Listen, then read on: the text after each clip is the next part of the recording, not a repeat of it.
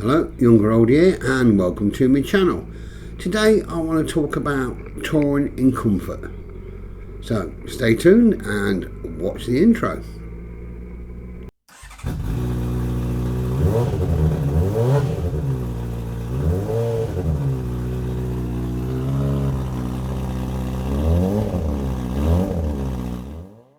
Now, it goes without saying that the first step to take is to make sure the bike is up to the job and is running as it should be.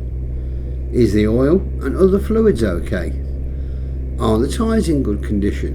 And it's no good planning a 1,000-mile trip if you've only got 500 miles of tread left. Likewise, the same with the brake pads, so make sure they have got enough wear left in them. I like to get all this done at least a week before we set off, as this will give me a chance of a couple of rides before we go, just to make sure everything is as it should be. Now for touring, the bike should be set up to give you the maximum amount of comfort. Are the bars in the best position they can be? Are they high enough for you to sit upright?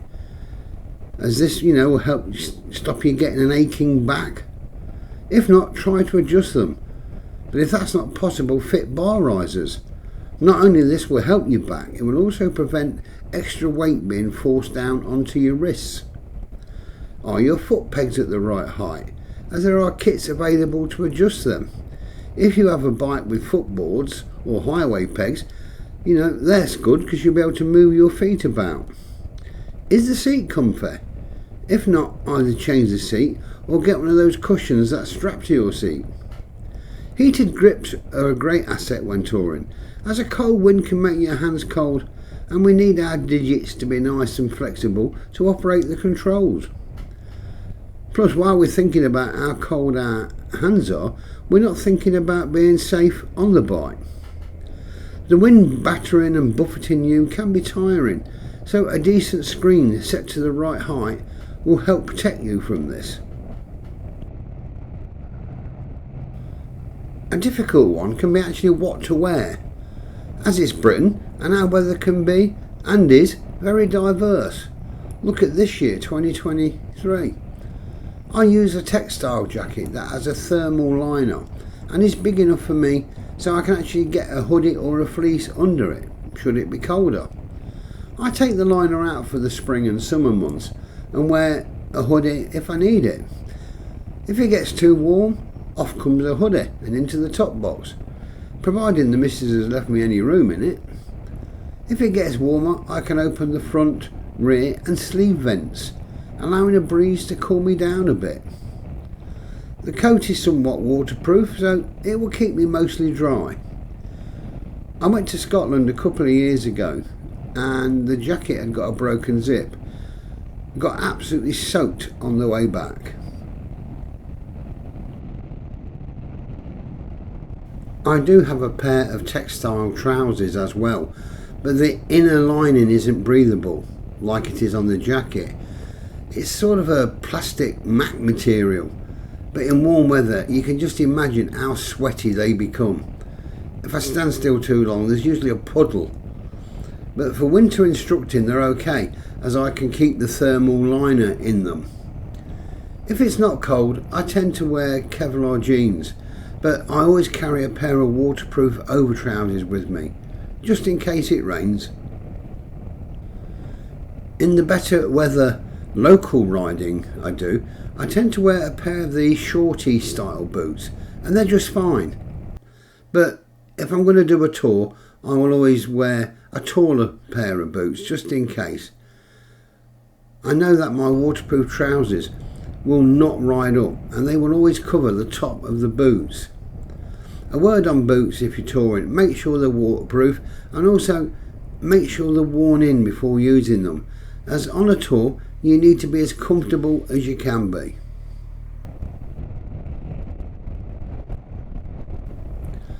Gloves. Now I tend to take a couple of pair of showerproof gloves with me, one to wear and one as a spare pair. Sometimes I take my waterproof bike mittens, strange looking, but they work well. I have been known to carry a pair of nitrate protection gloves. My wife uses them in her care job. But if they're worn under bike gloves, they actually do help to keep your hands dry, and they're very, very thin, so they're not intrusive. Your helmet choice is a personal thing, be it an open face, a full face, or a modular. My preference is full or modular, but whatever I have, I always like to make sure I've got a pin lock fitted so I don't steam up, and of course an internal sun visor. Important to make sure your helmet is bedded in before a tour, because if it's a little bit too tight, a long journey may cause discomfort or even be painful. A nice comfy bedded in helmet will give you no such problems.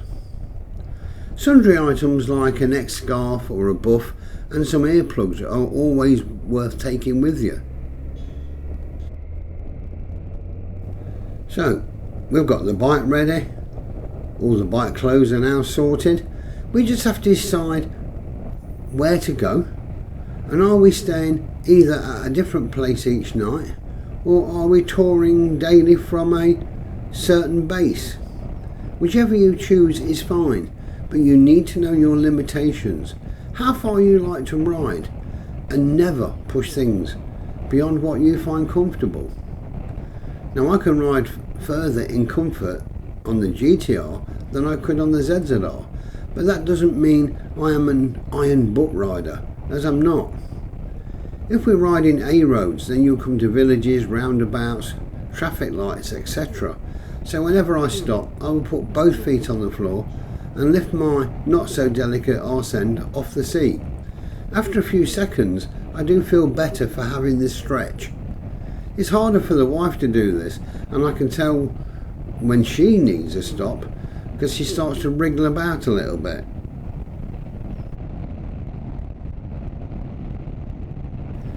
Usually by then she's ready for a coffee and a ciggy, so we'll take a break. Sometimes it's just a quick stop at services, or it may be a bit longer if it's a nice location. We want to enjoy the journey as much as the destination, so why rush and spoil it? Aging bladders mean we have to plan for a stop more often than we used to. The only problem is that we tend to have another drink as well. So the circle continues. We prefer to set off early, much too early really, but we like to have time on our side. It gives us time for extra stops and maybe a lunch, time for loo breaks, and time for me to end up somewhere miles away from where I want to be, and then find my way back to the destination after getting lost again. I've seen some tours videos on here where they set off early in the morning and then turn up at the accommodation way after bedtime. At my age and in my book, they're being too ambitious on the distances. As to me, that is far too long a day to be concentrating on riding a bike. We would get there earlier, get a shower, don some casual clothes, and then go and get a meal somewhere, a good night's sleep, a hearty breakfast, and then continue on the journey. It's fun touring with a group, but there are downsides. If your touring friends can ride for longer than you, maybe have a bigger bike so they can stretch out, maybe a smaller stature than you. One example of this is when we came back from Belgium. We missed a motorway stop on the way back, therefore making it a long haul between stops. Now my wife broke her coccyx years ago, and it can sometimes give her pain, but she never moans or complains about it. Like most things in life, she just soldiers on. But on this occasion, I had to help her off the bike, and she was in tears, which is so unlike her. I knew something was wrong.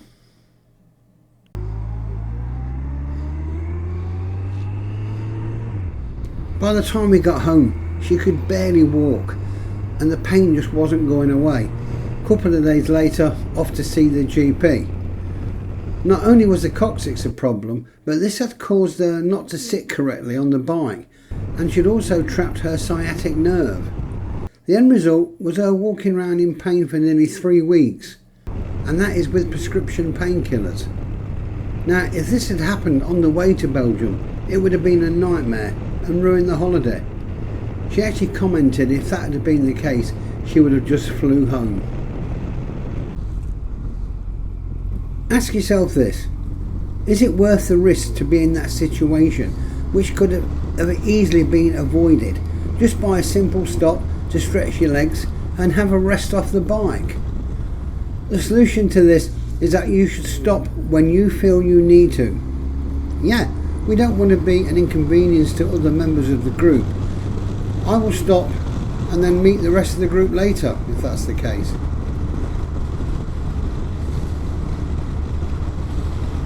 So these are just my humble opinions on how I talk.